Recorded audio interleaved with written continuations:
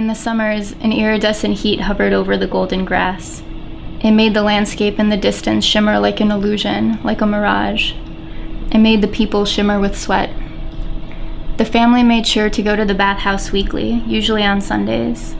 Inside the 2 large washing rooms, naked bodies crowded cement benches. Dora and the women of her family claimed a bench and seated themselves in a chain, she scrubbing her mother's back and her sister Araya scrubbing hers. I actually interviewed both of my parents to write a piece about their childhoods growing up in the Soviet Union, because I felt like that was something that I really needed to do in my life, like find out their story, which I barely knew anything about. I think that's really valuable. Like now it's written. Books have in huge part shaped who I am as a person. So that's kind of a lot of what draws me to writing. My name is Anna Rasshivkina.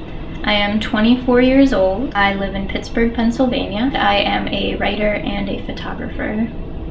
So these 2 are from a goat ranch that I worked on for a month in New Mexico. It just had this really beautiful lighting at sunset.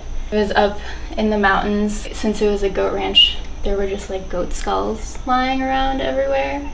I got my boyfriend a microscope for Christmas a couple years ago. So for a while after that, everywhere we went, we were looking for leaves and feathers and bugs and just picking up everything we could look at through the microscope. I just would set the lens up against the eyepiece and like try to take photos through the microscope's eyepiece. My favorite thing by far was this luminescent blue fly. You know, normally I really hate flies, but when you looked at this fly through the microscope, it was really beautiful and colorful, and it was like this variegated landscape. What I love most about photography and writing also is that it makes me pay attention to the world in a way that I normally don't do.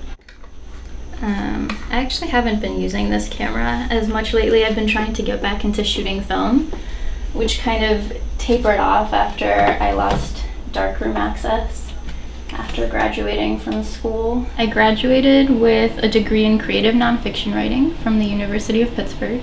Right now, I work mainly as a barista, and I also have a few freelance book editing jobs that I've been working on. Personally, I have health insurance because I'm 24, so I'm still on my mom's. But if not for that, then I would be uninsured. Most of my friends are uninsured and haven't been insured for 5 years or more.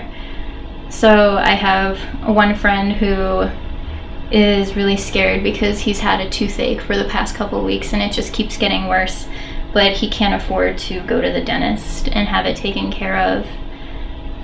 My other friends have to wait for Groupons so that they can get an eye exam, which I think is just ridiculous. Anything that we do is completely enabled by our bodies and our health, and when you don't have that, it's severely limiting. I think healthcare is such a basic right. I think any civilized nation should provide healthcare for everybody.